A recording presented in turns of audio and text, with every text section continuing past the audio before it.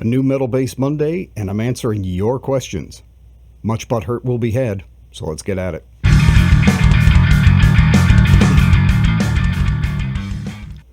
So I don't want to dwell too long or take up too much time before we get started, but I really feel the need to mention the outpouring of concern and messages and emails and everything I've gotten for you guys when I had to drop out for a while because of my health concerns and things, which are still ongoing, has just been amazing. I really just don't know how to thank everybody who's made a real difference at some real dark times. And it's been touching and encouraging, and genuinely, from the bottom of my bitter black metal heart, thank you guys so much. You're just the absolute best. So, I ain't dead yet. Let's talk some bass gear.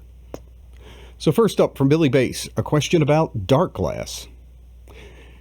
I haven't seen any Darkglass on the channel, and you don't always seem to have a great opinion of it in some comments. Is there some reason why you don't like it and why you won't feature it?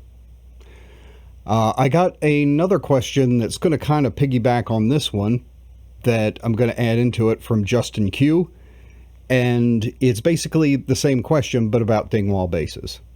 So I'm going to address them both at the same time, kind of wrap you guys into one thing, because they do kind of have something to do with each other. The first thing being, as far as Darkglass goes, I honestly just don't feel like I have that much to contribute. I mean, there's a billion of reviews and demos on the web. What am I going to do new? It's been covered. I try and really offer things that I think aren't getting placed, on other lessons or other gear demos or reviews on other people's channels, so that there's something new and different for you guys to come here for. And if something's just been done to death, I don't see the need to do it. This goes for both Dingwall and Darkglass. The other part is that when you see a somewhat seemingly negative comment, it's actually less about the gear than it is what people are doing with it. I do have a bit of, something has stuck in my craw a little bit about the never-ending Dingwall and Darkglass thing. You go on any bass forum, especially metal, and it's like, what should I get to play metal? And immediately 900 comments. Dingwall and a Darkglass, Dingwall and a Darkglass. For the love of God, do any of these guys have a personality?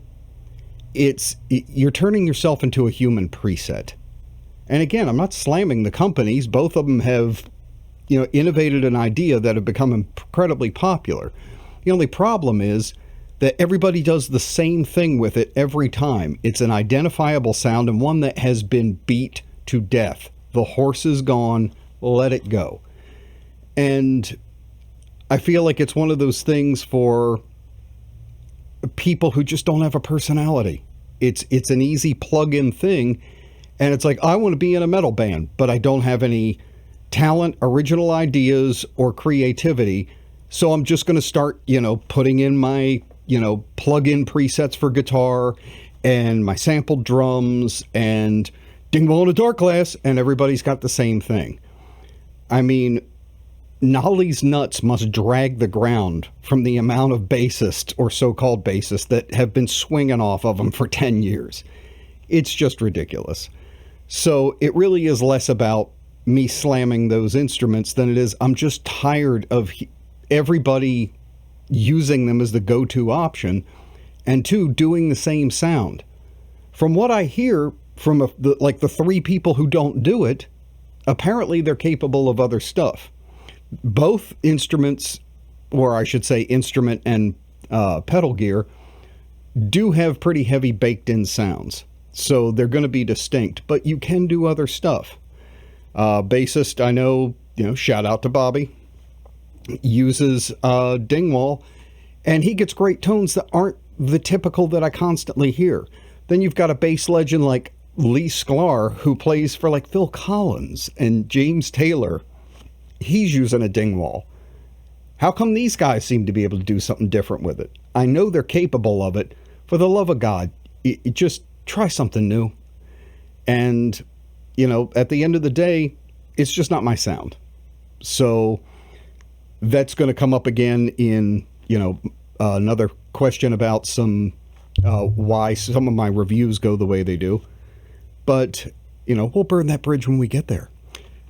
But that's kind of the end thing of why you don't see a lot on here. Nothing new to offer. There's nothing new people seem to be doing with it. And since it's not really my tone, I'm not going to sit there and just be another person coming up to kick that dead horse. So, Dingwall and Darkglass, the end statement. Now here's a stinger. From Mauricio, why do you only do good reviews or seemingly only do reviews of gear that you like? That's actually a really good question, and it's good that I can clear the air with this one. There's a lot of channels, and, not saying anything against them, but they kind of like to do the neg reviews, the let's tear this apart review, or the I'm so edgy and, I piss all over pieces of gear, for fun and everything.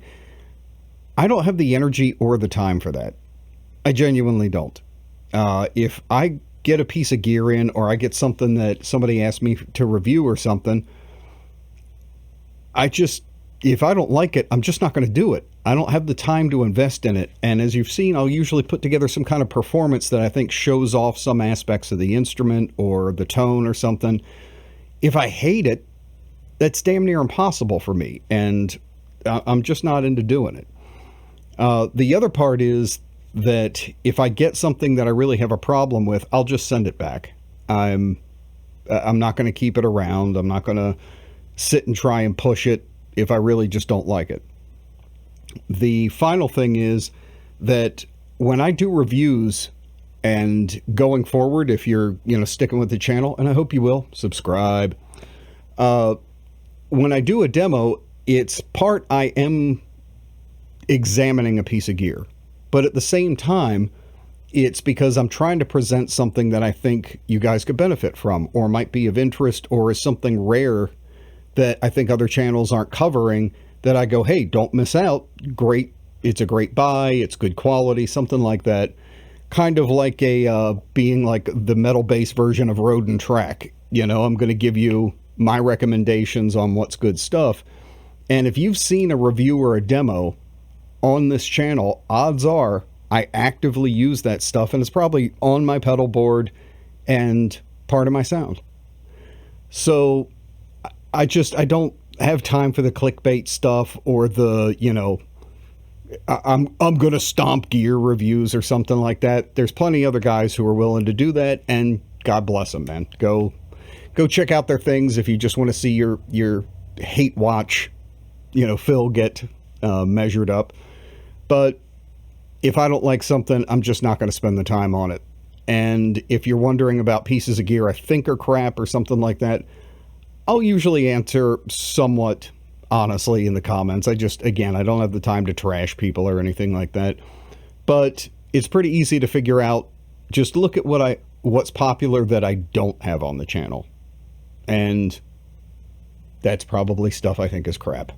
So, not too hard to figure it out. It's like economics. If you've ever studied it, you have to look for the unseen. So, that's why most reviews will be positive. Hope that answers your question and gives you a little more faith in what you can take out of my reviews. I'm not getting big compensation or anything like that. If I did, like when I was working for Guitar Interactive Magazine, I would tell you that I was sent gear without me asking for it or something like that, or if I was being sponsored from somewhere else. But even when I was doing the magazine, if I thought something was crap, I would call them and tell them, I don't want to do this. So, anyway, you can trust it. I know some of you are so edgy, you're just not gonna. But, hey, you miss out on the deals because I'm going to recommend them. Next up. So, I hope I get this name correctly. No disrespect.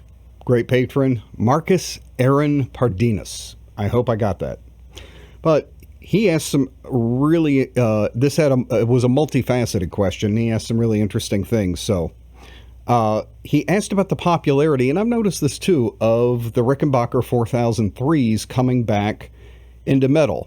I've noticed it especially with some stoner doom guys, which is weird to me because usually they're in really heavy low tunings and you don't usually hear Ricks doing that. And the other is black metal bands, which that's been kind of fascinating to me. But his question is that he's heard that they're kind of temperamental, and what do I think about them? Especially, do I think they're overrated?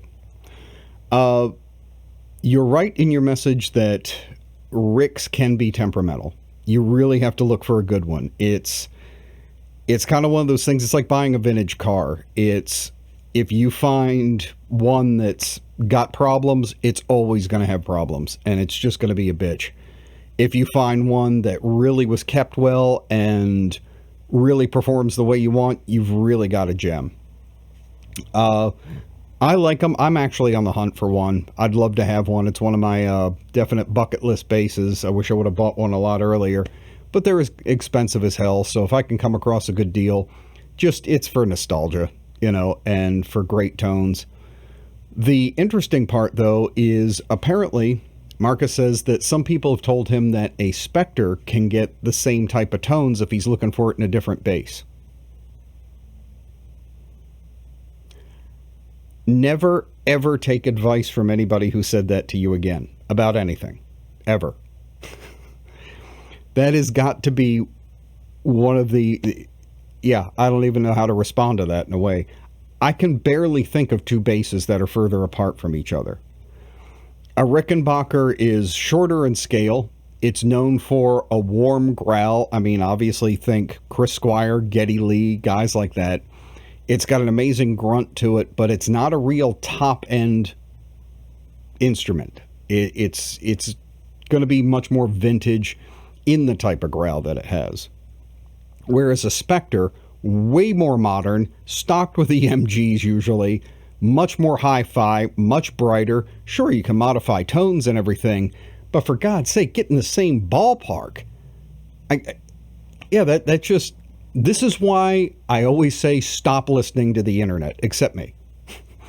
There are just morons everywhere who will just tell you stuff that they got to be smoking crack. I just can't come up with any other answer. There is no sane bassist I've ever met who would say, yeah, if you can't find a Rick, just grab a Spectre. It's like, yeah, if you can't find a sledgehammer, just get a pocket knife. No, that's idiotic. And the last part of his question was he was thinking about getting some Rickenbacker pickups and putting them in a US series PV bass that he had. One, US series PV basses are gems. Don't go tearing it up, especially if you're new to this stuff. Two, just having the Rick pickups isn't going to get the sound. There's other electronics that go into it. There's positioning, distance to the bridge, distance to the fingerboard. If you want a Rick, get a Rick. That's just what it comes down to. Now, the one place that if you really want to try and get close to that tone, but without actually getting a Rick, and this may work for your PVs, is look into a good jazz bass and experiment maybe with a couple of pickups. I forget the company off the top of my head, but a quick search will turn it up. But there's a guy who actually hand wires all of Geddy Lee's pickups. And why do I go back to the Geddy Lee example again? It's because Geddy was known for his Rick sound, and he also used a jazz bass a lot of times in the early days. What people don't realize is he used both of those basses alternately, especially on albums like Moving Pictures, and most people can't tell them apart. Remember that just because you can hear details in a bass that you're playing solo doesn't mean you can hear those details in a mix. Much harder to pick out. A good jazz bass is going to get you way closer to that type of sound than any other bass. So you might even just, want to get a Mexican Fender or something and try out a couple of different sets of pickups. Get some good wound passives or something. But even he was using fairly stock stuff until he could afford to have, his custom stuff done. So the closest thing you're going to get to imitating a jazz is definitely, or imitating a Rick is definitely going to be a jazz, as proof by Geddy, because people still to this day argue on some tracks which bass he was using. So I got a lot of info from this from my buddy Tim at Tech21, who is also in Why Not, and damn near an expert, if there is one, on the Getty bass tones, and he makes Getty's gear. So I'm going to call that the last word in which basses sound which way, coming from that historical perspective. Either get a Rick or get a Jazz and get pretty close. But a Spectre? Whew. I don't know what kind of drugs they're passing around, but send some of those to me. Good God. Now, also through this FAQ, I'm going to ask you guys some questions. I have some stuff going forward with the channel that I'd love to get your input on, so if you can, please hit me up in the comments as I ask these, and I genuinely do want your opinion. Stick it in down there and let me know what you think. One is, I'm thinking about recording a number of methodology style lessons that would be available for sale, nothing too ridiculous. And this is brought up mostly by a lot of my students lately, especially ones that are overseas or have tough work schedules or things. They want to learn some of the stuff they've seen from the channel or techniques or try and work with me, but the times just don't work out especially. But I'm already working on one that is basically all the different facets of tapping, you know, different levels, like level 1, the Paul Gilbert, Billy Sheehan, Steve Vai style tapping, then the next one being contrapuntal tapping, or like Stu Ham, more piano oriented type of thing. You know, going through these different pieces, and, you know, levels 1 through 5, you can buy them as a package, or, you know, just do them individually as their interest is to you.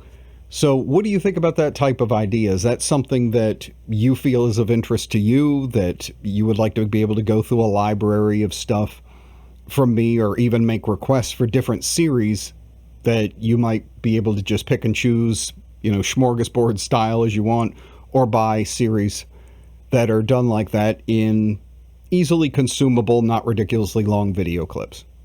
Let me know what you think of that idea. I see some of them being done by other channels. Some of them I feel like are successful, some I don't. So I'd like to see from my audience what you guys are more looking for, and what's going to be addressing things that you'd like to see, or things that you're just not going to be interested in, and I can focus my efforts elsewhere. So hit me up in the comments for sure. So from Martin K, what is the future plan for the channel, and what can we expect to see coming up? As I discussed a little bit before I got sick and I was making some changes to the channel, I'm going to kind of carry through on that same thing. What you can expect from the videos is going to be probably less gear demos and reviews. I'll still do them periodically for special items and things, but I'm going to be focusing a bit more on performances and on teaching. I really want to focus on some things that I can see aren't being taught other places, and also do a number of things where I'm probably going to do performance type of pieces, bass solos, stuff like that, put them up on the channel, give you guys the basics of what goes on, and then for the patrons, what I'll be offering is really more in-depth breakdowns and walkthroughs of what I'm doing, transcriptions that can be downloaded, you know, a deeper dive into it. So that's going to be more where this is going. It's going to be a little less gear, little more performance and learning, and I'm even looking at education about things like how to deal with branding and getting your band started, how to survive in the music industry, you know, because we all eventually want to go somewhere with this. Some of us are doing it just out of the joy of it and the hobby and everything, and that's great. And I'm going to have some stuff on how to more effectively practice, even things like neurohacking and getting into how you think and how to learn, not just what to learn.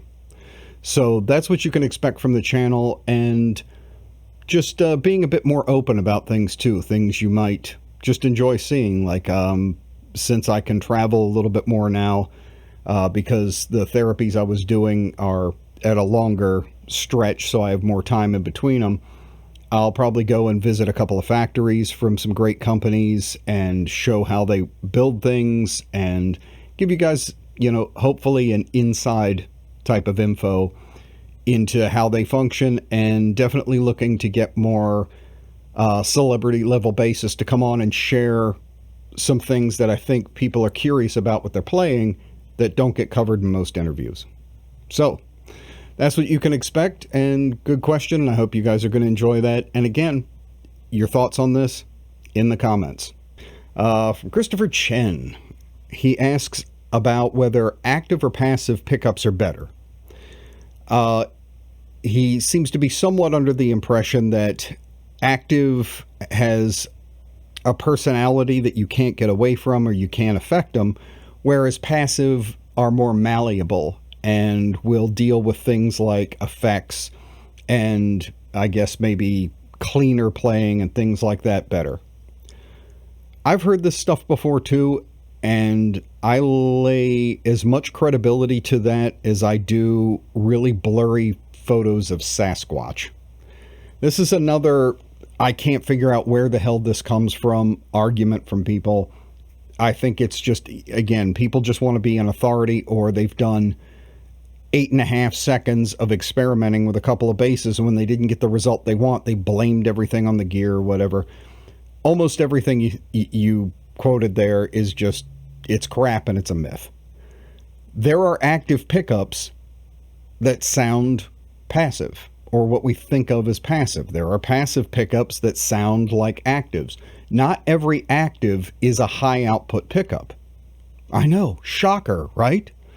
Again, this shows the lack of knowledge of whoever told this to you, because, you know, they're kind of, from what I can tell of your comment, giving you the impression that active pickups always have to be super hot and slammed output. That's not true.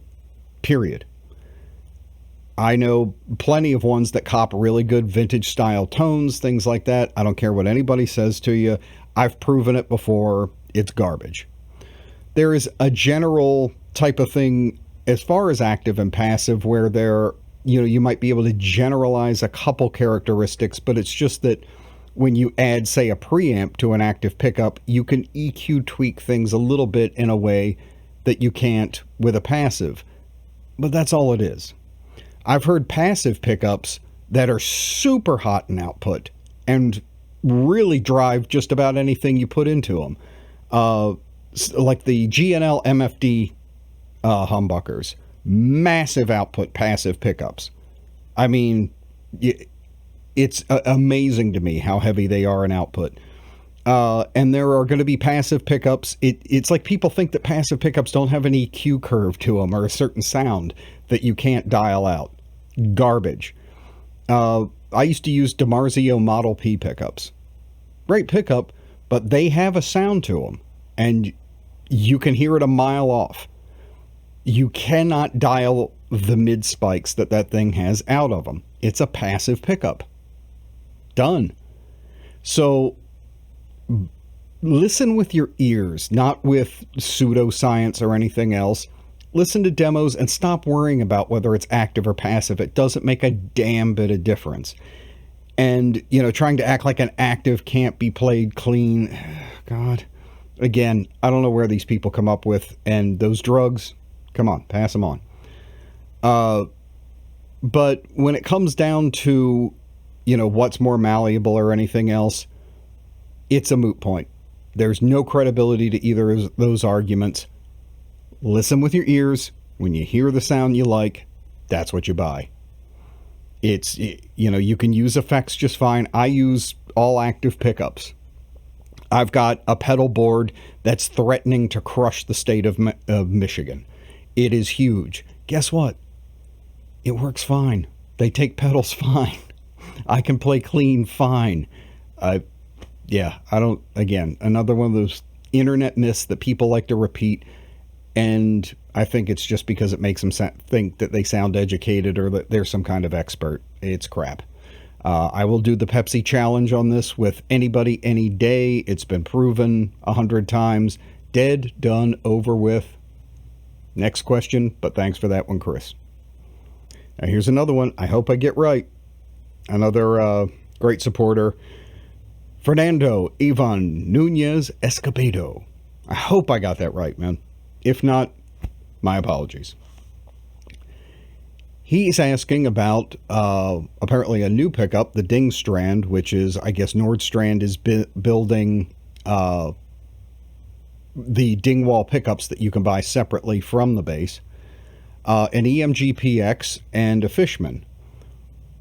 How would they sound in the same bass in a comparison? And he suggested that might be a good comparison video. One other thing I'd kind of like to dispel is having them in the same bass is great if you're, really wanting to go clinical with it and stuff like that. But hearing them in different basses, you're still going to hear the character and be able to compare them. It's not going to be so severely different. Unless it's something ridiculous like a Dingstrand in one bass that's all the way by the neck and a PX that's all the way back by the bridge, or something obvious like that. If they're in relatively the same place, you're going to be able to judge them pretty well. So if you hear a good demo of a Dingstrand and you get a pretty good understanding of how it sounds, and then you listen to like maybe one of mine of the EMG PX or something, judge off of that. Same thing for the Fishman, that type of stuff. I would think if you listen to, say, like my EMG PX video and my Fishman video, and then you heard somebody doing a Dingstrand, that's going to inform you pretty well. You don't have to have them in the same bass. But as far as my thoughts on it, I haven't tried the Dingstrand, but I mean, it's the Dingwall sound, and as we all know, we know what those sound like. Good Lord, do we know what those sound like. The EMG PX, like I said, you can check my demos right here, and the Fishman, same thing. There's some other demos out there. The difference between the EMG and the Fishman being that the Fishman is a little more, I would say, hi-fi sounding.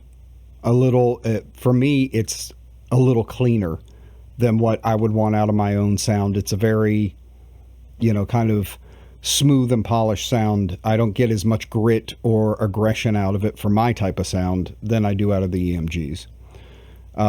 So I would judge it off of that, and judge it off the players you've heard play Dingwalls, and then guys who play EMGs, and then guys who play Fishman. So it's not a tough thing to do. And in the same bass, they're going to sound pretty close to the same. You're never going to duplicate either what the interview or the reviewer had. So it may sound slightly different in your personal bass. So at the end of the day, that kind of comparison goes down the toilet anyway, because they're not going to send the bass along with the pickups. So next up, Jamie Radford asks, you seem to focus on a lot of older or classic style metal bands, even thrash, etc. Do you not like as much modern metal? That's a two-headed question there. The main reason, actually, that I focus on some more classic or older bands is because, unfortunately, I find that there's a lot about metal bass that has gotten dumbed down. And we've just lost a whole rich history of things that have been left behind that we need to bring back. It's, unfortunately, I think, especially in the internet age, we're drinking from a fire hose of just blasting information. And I'm always freaked out at the small amounts of time most people have an awareness of the music they listen to. It's like if you're into metal anymore, it's like, I'm aware of bands up until May of last year. It's amazing. So when you hear people playing, it sounds like all the bands that are still kind of relevant right now. They haven't taken the whole history, and it's almost like it's been forgotten. And so often I'll get questions about, like, how do I make my bass line stand out more? Or how do I write things that sound different from the guitar? And the reason that they're not knowing how to do these type of things is that those are more things that happened in metal basically up to about 2000, and then it just became a very guitar driven, almost like being an octave pedal for a guitar player type of sound. And I know, before all the butthurt starts, I can name this band that has prominent bass player this way, but they're becoming more exceptions than the rule, rather than bass holding a certain thing that you hear in common. So that's why I try and bring awareness back to those things, because people ask me questions about how to do certain things with metal bass. And to me, it's kind of obvious. It's the whole history of it's there.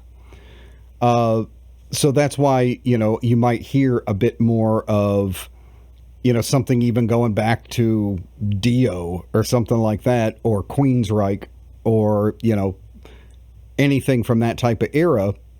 It's not that that's all I listen to or all that I like. It's just that me bringing up something like 200 Stab Wounds or Nails or any of the more current stuff I'm listening to, they're just not offering much in the way of metal-based stuff. So I do listen to a lot of modern metal. I have to say I feel like it's becoming more and more stale. I will agree there. I find less that I like about it than, even just a few years back. But, things go through cycles. It gets boring and then it gets exciting again. I think we're due for a new innovation here, and I'm hoping that happens soon. But that's pretty much it. It's not that I don't like modern metal. I'm always hoping for new bands and things that really interest me. It's more just that, especially coming from the bass kind of perspective, the stuff that shines and really sticks out tends to be older stuff. So you guys have a job to do. Impress me. Do something where I can show it on the channel and go, this guy gets it, or this girl gets it, or these people get it. So get to work. So that's going to wrap it for the questions. Just a little more information about what's coming up. Going back to the earlier question, I have about 5 reviews that are going to be coming out. I'll be doing something on close bases, which have carbon fiber necks, and I'm really becoming a fan of. Anybody who's watched the channel knows I really like graphite and carbon fiber stuff. I've got the Future Impact V3 bass synth pedal. It's an actual synthesizer controlled by bass instead of just an effect. Really cool. Bet Getty would have loved that one. Could have saved him a lot of work. I've got something cool from Sushi Box coming up called the Slam Peg. That's a great tube-based foot pedal that imitates a Ampeg type of sound. And I've got some really cool stuff from AMT, some foot pedal boards that actually have the pedals communicate with each other in insane ways. It's just great. And I'm going to use some of it to show how I am able to duplicate tones from different albums, or to get basically studio quality bass tracks and tones that I can use live and just have a better sound than most bands with less gear and being really easy. So I'm hoping that's going to be not only a good gear education thing, but something to help train on how to travel light with a band, how to enhance your sound live, that type of thing. So that and a couple other things are going to be coming up, and yeah, more education and things, but I definitely want your input to help guide me so I can deliver exactly what you want to see. Again, thank you so much. It's great to see you guys. More coming. And this is McG signing out. See you next time.